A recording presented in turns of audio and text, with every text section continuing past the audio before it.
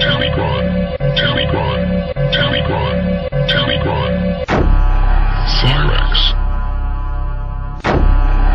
Flyrax. If you are watching this video, and it's not on Cyrax and Flyrax's channel, please tell a member of staff. We reserve the right to instruct our lawyers to insist on the death penalty for copyright infringement. The next step after the Vril flying saucers was the Haunebu series of craft. By 1939 the SS had produced the RFC-5, which it called the Haunebu 1. In August 1939, the machine made its maiden flight, and proved its viability. The early Haunebu 1 craft, of which 2 prototypes were constructed, were 25 meters in diameter, had a crew of 8, and could achieve the incredible initial velocity of 4,800 kilometers, but at low altitude, further enhancement enabled the machine to reach 17,000 kilometers. Flight endurance was 18 hours. To resist the incredible temperatures of these velocities, a special armor called Victolan was pioneered, specifically for both the Haunebu and Vril series of disc craft.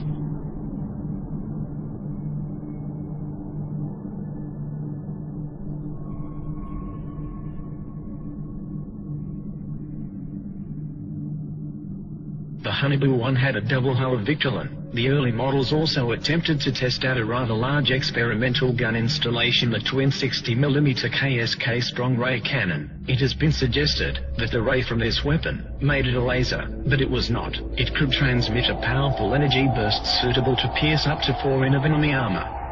When a Vril 7 was shot down by the Russians, in 1945 a similar underbelly-mounted KSK gun was destroyed, with debris recovered from the battle site. The heavy gun installation, however, badly destabilized the disc, and in subsequent Haunebu models lighter MG and MK cannon was supposedly installed. The Haunebu 1 first flew in 1939 and both prototypes made 52 test flights.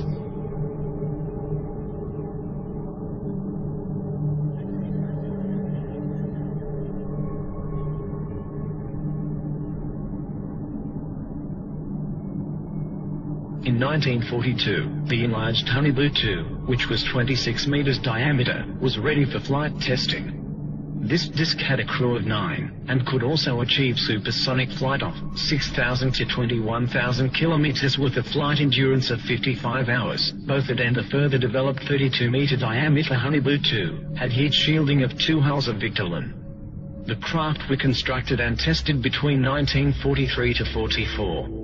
The craft made 106 test flights. By the end of 1940, the Haunebu 2 had entered service as a reconnaissance aircraft, and there is certainly photographic evidence to support this. For example, one was caught on camera near Antarctica in 1940. The design of the Haunebu 2 should be noted for future reference. Whatever their exact nature, it appears confirmed that a range of alternative design aircraft were by now on the drawing board, or hovering above the ground. Some of these designs proved worked, and successes were being reported. On 17 April 1945,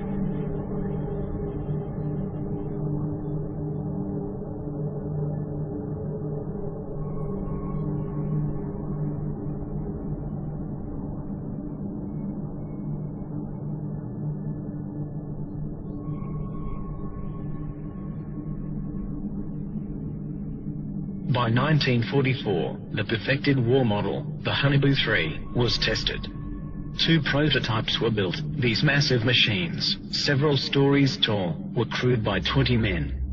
They were also capable of hypersonic speed beyond 21,000 kilometers. The SS had intended further plans for a 120-meter diameter Haunebu 4 were in the works, but no such craft is known to have been constructed before the end of the war. However, these new technologies were coming online too late, for the war was already being lost and won. Within months the Allies and Russians had poured into Central Europe. Hitler was thought dead and the war apparently over, and as soon as the war was over, ghost rockets started appearing over Scandinavia, and within 2 years flying saucers were being reported wholesale over mainland United States. It was no coincidence.